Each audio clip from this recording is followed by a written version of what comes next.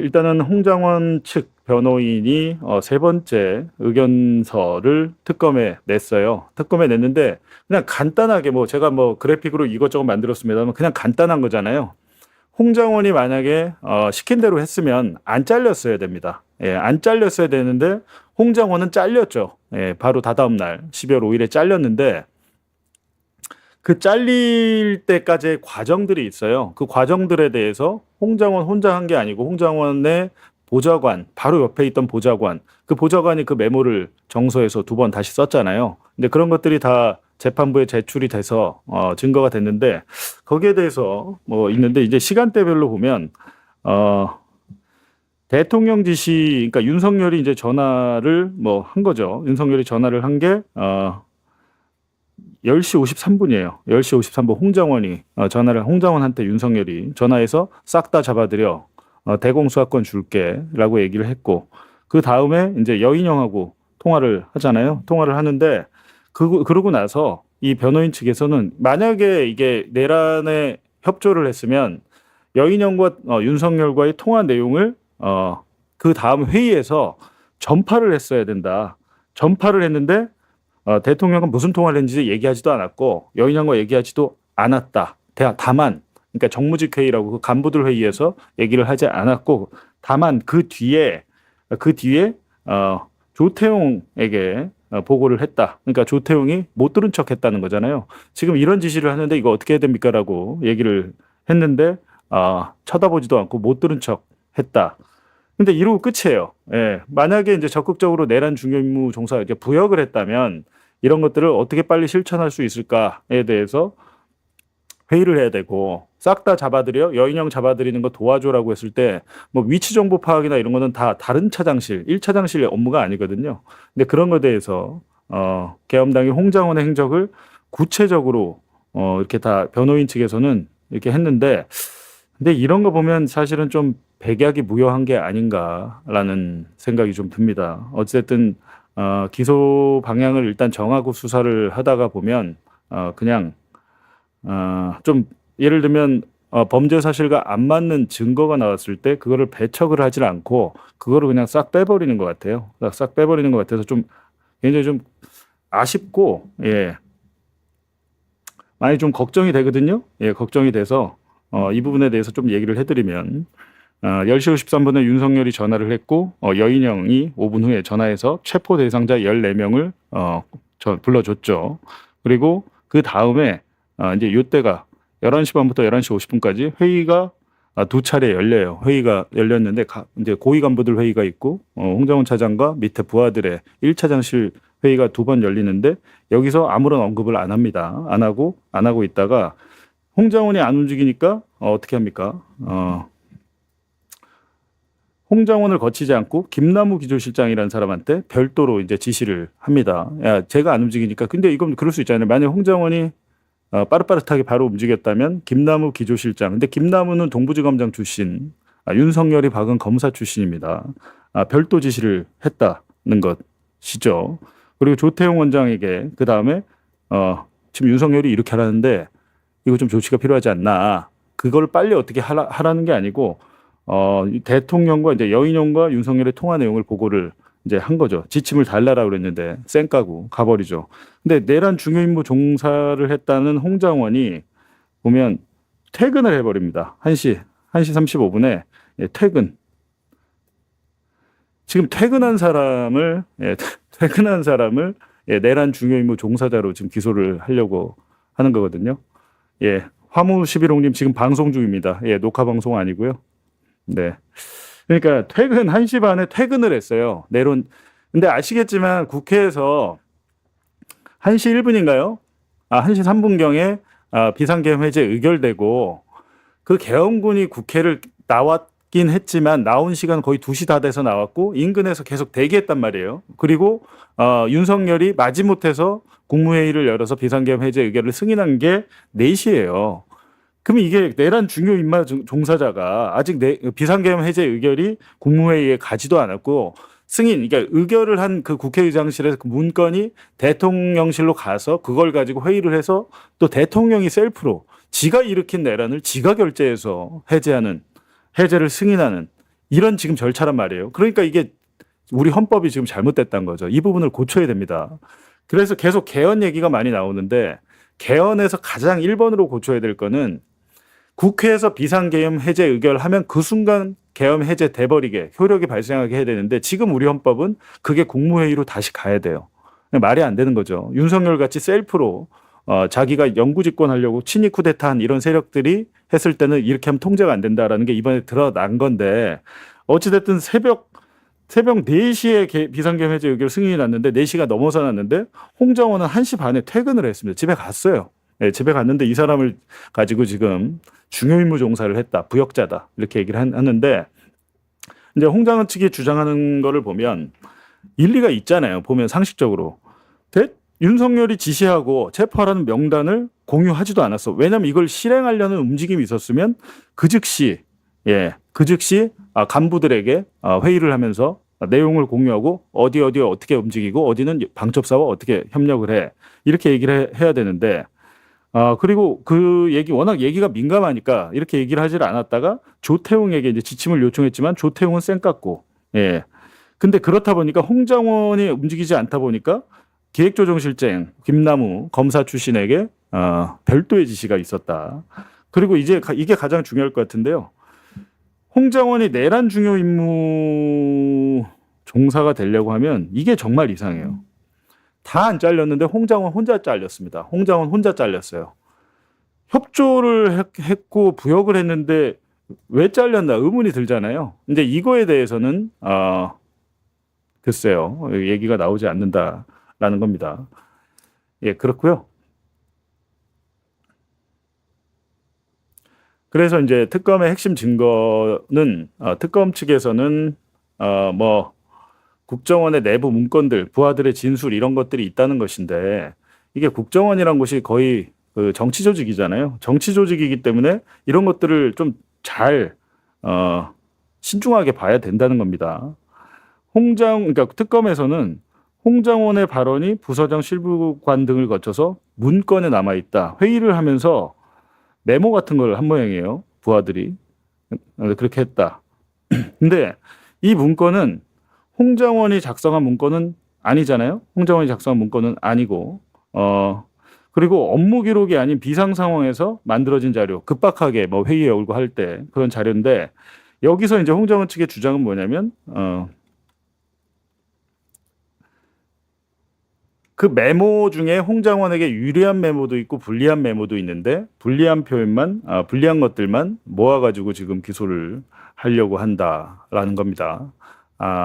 글쎄요, 이렇게 우리가 구체적으로 이렇게까지 얘기할 필요가 있는 사건인가 싶기도 한데 일단은 이제 이런 의견서가 3번째 계속 의견서를 내면서 기소를 하지 말아달라라고 지금 홍장원 측은 얘기하지만 어찌됐든 지금 막 발표 이미 특검이 해놓은 것도 있고 한데 기소를 안 하게 되면 특검이 수사 잘못한 것이냐, M1 사람 잡는 거 아니냐, 뭐 이렇게 나올 수 있으니까.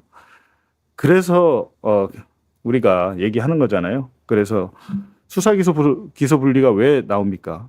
수사와 기소를 같이 가면 안 된다는 거잖아요. 같이 가면 안 된다. 수사한 사람이 자기 수사를 뒤집고 할 수는 없어요. 근데 수사 따로 기소 따로 하면 기소하는 사람이 수사 제대로 했나 볼 거 아닙니까? 근데 검증이 안 되다 보니까 그런 거죠. 윤석열이 비상계엄 해제 의결을 셀프 승인하는 것처럼 수사 기소가 합쳐진 상황은 안 되는데 오늘 오후 4시에 통과되면 일단 이런 상황은 앞으로 없을 것이다.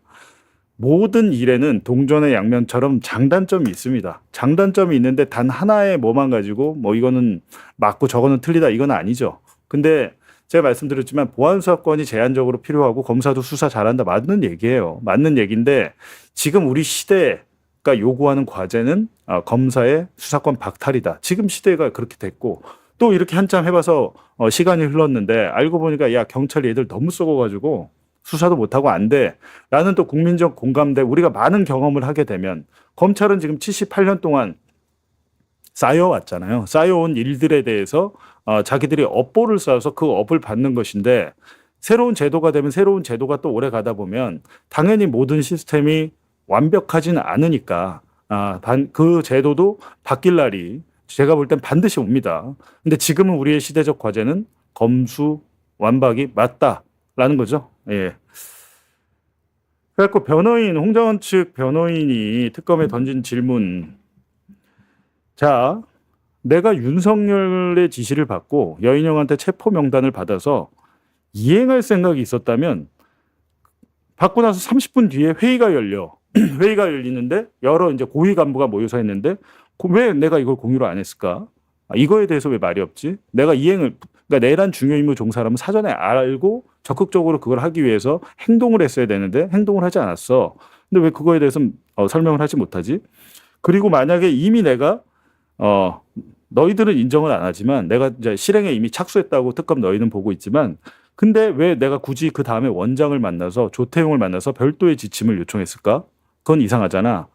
이미 그 전에 회의에서 원장 만나기 30분 전 회의에서 다 실행이 되고 추진이 됐다면 왜 원장에게 별도의 지침을 요구하나? 이거 맞는 얘기잖아요.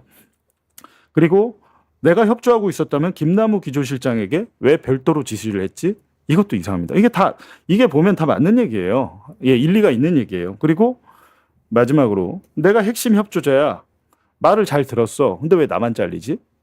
홍장원만 잘렸잖아요. 홍장원을 잘랐다가 문제가 될 것 같으니까 야, 쟤 자르지 말고 잠깐 기다려봐. 라고 한 상태에서 아마 12월 이틀 후죠. 이틀 후에 라고 한 상태에서 잘랐다가 자르면 얘가 뭔 짓을 할지 모르니까 그러니까 잘랐다 그걸 번복해요. 번복했는데 그 상태에서 홍장원 차장은 국회로 갑니다. 예, 국회로 가서 이건 너무 민감한 얘기니까 국회 정보위원회 국회의원들한테 이거를 윤석열과 여인영과의 통화 내용을 폭로하게 되는 거죠. 그리고 나서 메모도 나오고 이렇게 하는 건데, 예. 근데 가장 문제는 뭐냐면 만약에 제가 이제 가장 걱정하는 부분은 뭐냐면 홍장원을 어찌됐든 재판 가서 무죄 받든지 말든지 기소를 하고 나면 지금 홍장원 차장이 윤석열 무기징역을 이끌어내는데 가장 혁혁한 공을 세운 증인인데 홍장원을 입건하게 되면 야, 홍장원이 1심 재판에서 했던 말은 어떻게 되지? 의문이 들지 않나요?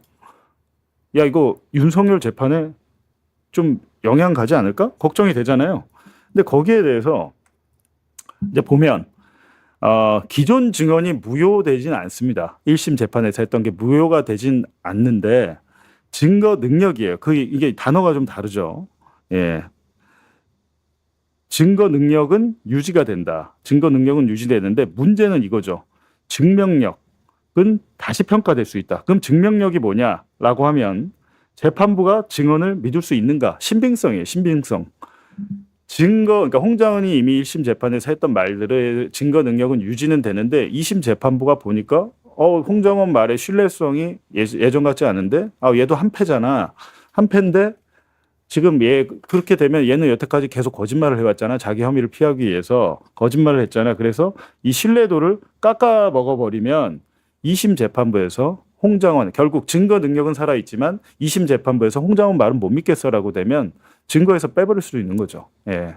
기존 증언이 삭제 무효되진 않는데 2심에서는 다른 판단이 내려질 수 있다는 겁니다. 이거는 법리적으로 그냥 따져본 거예요. 예, 법리적으로 따져본 건데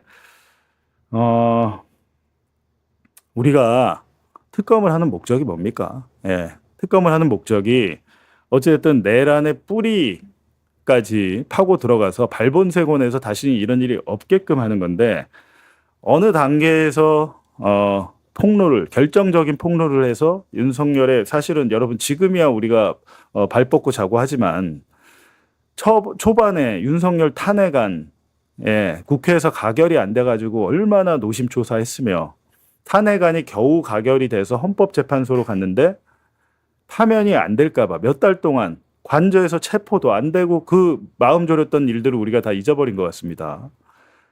그런 상황에서 겨우겨우 이끌어와서 재판까지 했고 여기까지 왔는데 이제 와서 그 과정에서 많은 어떻게 보면 공로를 세운 사람들 홍장원 차장도 그렇지만 조성현 대령도 어느 단계에서는 그 명령을 끊어내고 자기 나름대로 판단한 걸로는 보이는데 그런 것들에 대해서 먼지 털듯이 다 터는 게 과연 맞냐. 지금 원희룡 하나도 못 잡아가지고 물론 지금 종합특검이 김태효는 잘했어요. 김태효랑 감사원 사무총장 유병호 이 둘 잡은 건 진짜 잘했습니다. 종합특검이 맹탕으로 끝날 줄 알았는데 이 두 개만 해도 종합특검은 성과를 있었다고 보고 만약에 여기서 원희룡까지 입건을 해서 양평고속도로의 사건 이면 진실을 어느 정도 밝혀서 기소를 한다면 제가 볼 땐 트리플이에요. 트리플. 근데 양평고속도로까지 갈지 모르겠습니다만 잘한 건 잘했고 못한 건 못했다고 우리가 이야기를 하잖아요. 이야기를 하는데 그 과정에서 초반에 너무 성과가 없다는 얘기를 많이 듣다 보니까 기존에 내란 특검이 했던 수사 기록을 가져와서 먼지털이 하듯이 이렇게 해서 재판에서 지금 중요 증인 조성현 대령도 헌법재판소에서 증인으로 나갔던 사람이잖아요. 윤석열 체포, 국회 체포 다 끌고 나와 뭐 체포 증언 관련해서 곽종근 특전사령관도 마찬가지고 이런 분들에 대해서 처벌을 하는 게 맞느냐라는 겁니다. 그리고 원래 애초에 특검법에는 우리 형사소송법에는 플리바게닝, 그러니까 검사와 형량 거래, 내가 여기까지 불면 여기까지 이렇게 봐주고 이렇게 형량 거래하는 우리 영화에서나 보는 그런 것들이 안 돼요. 우리 형사소송, 우리 법은 안 되는데 특검법은 특별법이니까 됩니다. 그게 되기 때문에 많은 분들이 수사에 협조하고 기소가 안 되기도 하고 뭐 이렇게 작은 처벌을 받기도 하고 이렇게 되는데 이상하게 이번에는 이렇게 좀 돼서 걱정이 되는데 이거는 홍장원 단 한 사람의 문제가 아니다라는 겁니다. 홍장원을 기소해서 홍장원의 증언을 무너뜨리면 어떻게 될까? 제가 가장 걱정하는 부분이 그겁니다. 그리고 진술의 일관성, 뭐 재판부 판단 기준, 뭐 이건 당연한 얘기니까 객관적 증거와 일치, 허위 진술을 할 동기가 있었는가, 계엄 당시 관여 정도, 다른 증거와의 부합 여부가 이 증명력을 결정할 것이다. 라는 거잖아요. 근데 증명력이 결정할 건데, 그러니까 지금 보시면 이 네 가지가 있는데 이 네 가지가 중에 뭐 한두 가지가 무너져. 재판부가 보기에 홍장원, 야 너도 부역자잖아. 라고 하면 이 증명력이 지금 문제가 된다는 겁니다. 증명력이. 근데 여기에 대해서도 좀 정무적으로 판단을 해봐야 될 것 같습니다. 제가 보기엔. 그럼 윤석열은 가만히 있겠냐 이 말이에요. 윤석열이 저거 가만히 있겠습니까? 홍장원이 지금 저 부역자로 되면 거 봐라. 쟤도 범죄자인데 이러면서 공격이 들어오겠죠. 그리고 자신의 혐의를 줄이려고 이제 불리하게 뭐 책임 떠넘기기를 주장했다. 홍장원이가 지가 살려고 나한테 다 덮어 씌웠다라고 얘기하지 않겠어요?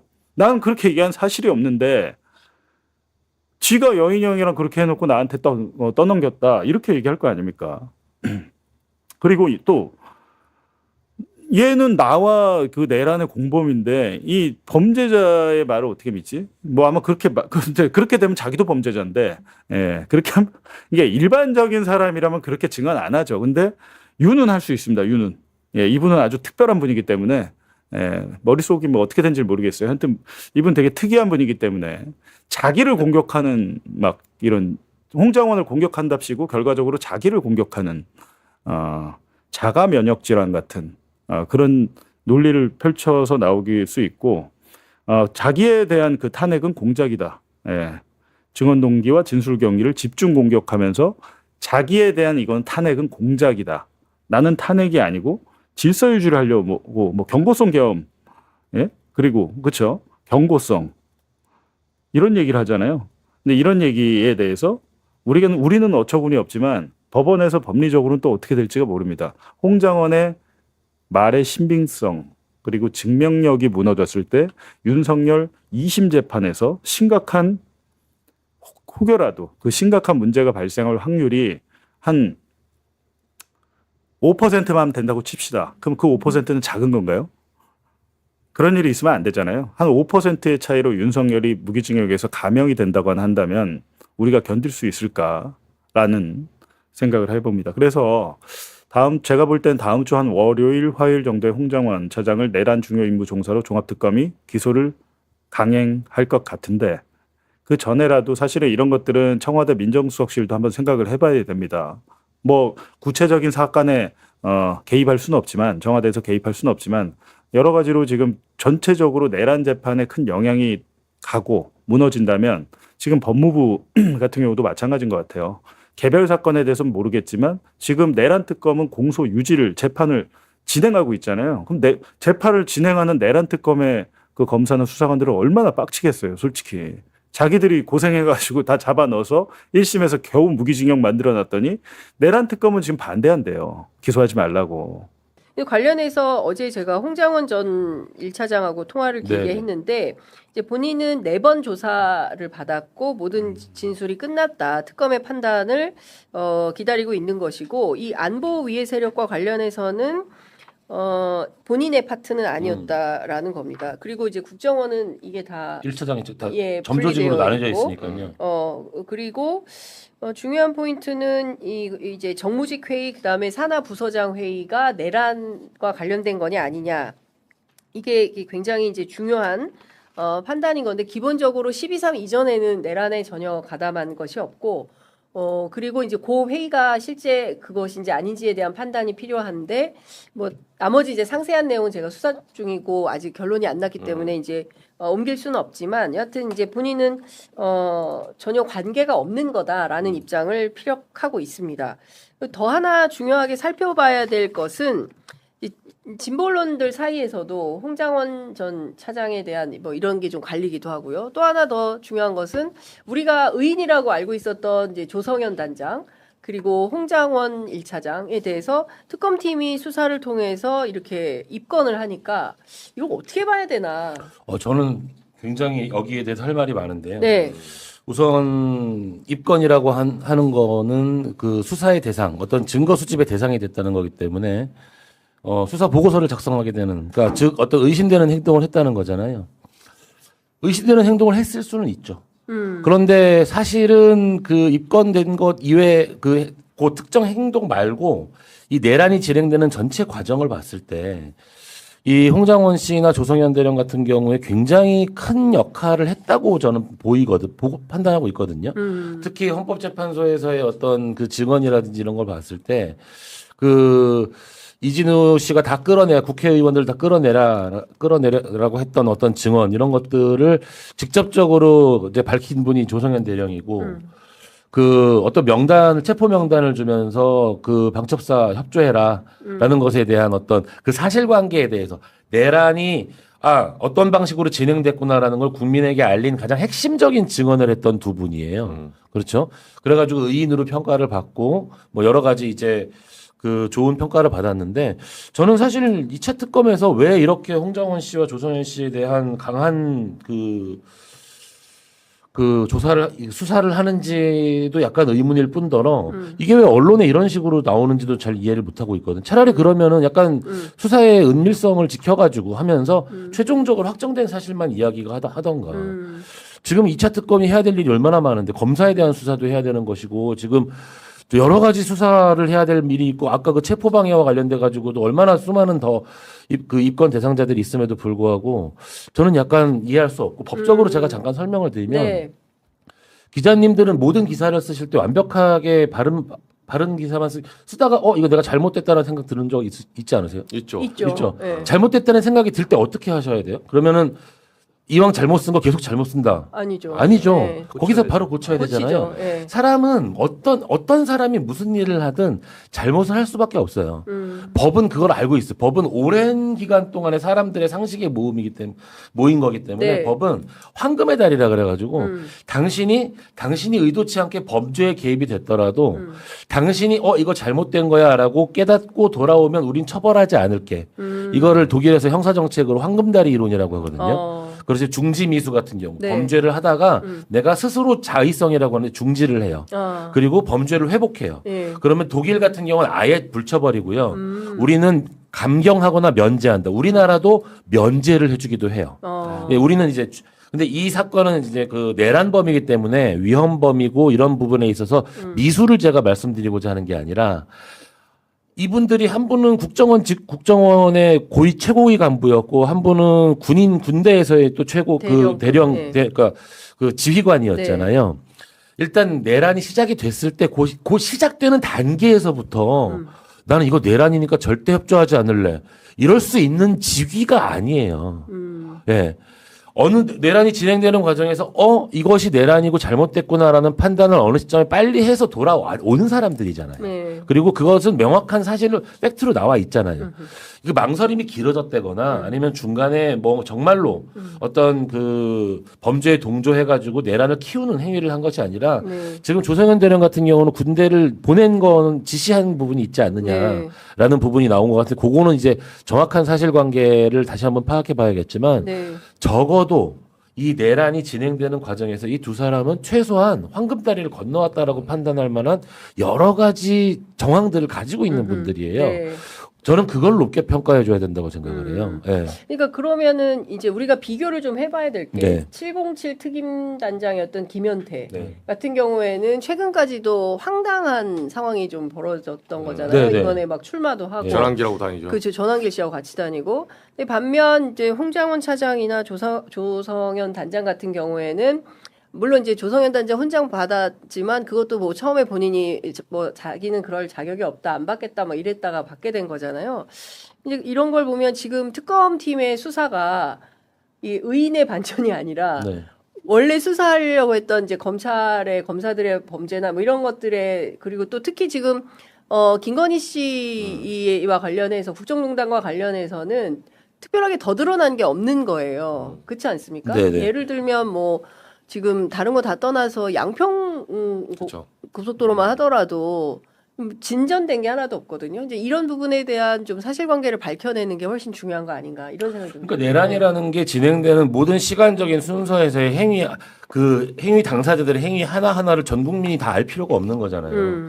내란이 흘러가는 과정에서 무엇이 내란이었고 무엇이 잘못된 행위였고 이 중에 이 내란을 막기 위해 어떠한 행동들이 있었기 때문에 내란을 막을 수 있었다라는 게 큰 덩어리로 상징처럼 남아 있게 되는 건데 지금 굉장히 중요한 이 내란에 반대했고 내란과 관련된 내란을 막기 위해 중요한 행동을 했던 이 두 사람에 대해서 특검이 이렇게 집요하게 파는 걸 저는 사실 이해를 잘 못하겠어요. 네, 네. 그리고 이런 우리가 이제 공익제보라고도 얘기를 하는데 최근에 무슨 일이 있었냐면 기름값 담합이라든지 옥수수 전분값 네. 담합이라든지 네. 그거 담합이 밝혀진 이유가 뭘까요? 담합을 했던 사람이 중간에 맞아요. 나와서 내부 고발을 한 거죠. 군인이고 국정원이니까 뭐가 잘못 돌아가는지를 정확히 알 수 있었던 거예요.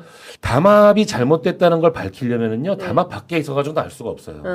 그러면 사람들이 나중에 그 리니언 씨라 그러는데 아니 그 사람이 그 너희들 SK 담합 같이 했잖아 너희들 너희들도 잘못했잖아라고 이야기를 하면 세상의 잘못이라는 건 밝혀질 수가 없는 거예요. 예. 어떤 잘못이든지 밝혀지는 과정에서 최초의 잘못을 하기 위해서 사람들이 모여요.